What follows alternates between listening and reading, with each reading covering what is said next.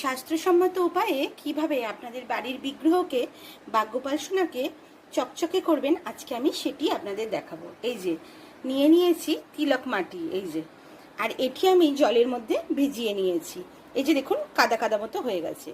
আর সাথে নিয়েছি লেবু। আরও পরিষ্কার করার মতো অনেক রকম জিনিস আছে যেগুলো কেমিক্যাল দিয়ে তৈরি। কখনোই কিন্তু ভগবান বা দেবদেবীর গায়ে লেপন করবেন না, সেটি কিন্তু অপরাধ হয়ে যাবে। আমি এখন দেখিয়ে দেব কিভাবে গোপাল সোনাকে চকচকে করব। প্রথমেই এই যে তিলক মাটিটি কাদার মতো হয়ে গেছে, এটি ভগবানের শ্রীঅঙ্গে লেপন করে নেব।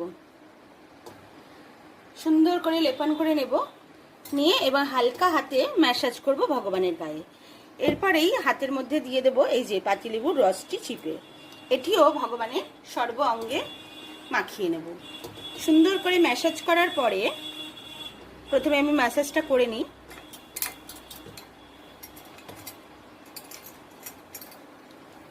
শাস্ত্রে কিন্তু ভগবানকে চকচকে করার এই উপায়টি বর্ণনা করা রয়েছে।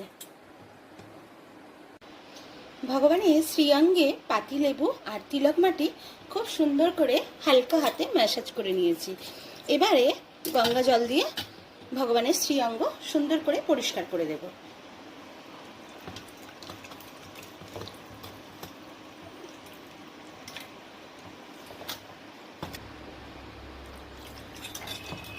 দেখুন তো আপনাদের অচ্যুত সোনা একদম সোনার মতো ঝকঝক করছে। দেখুন, এটি হলো আসল সোনা।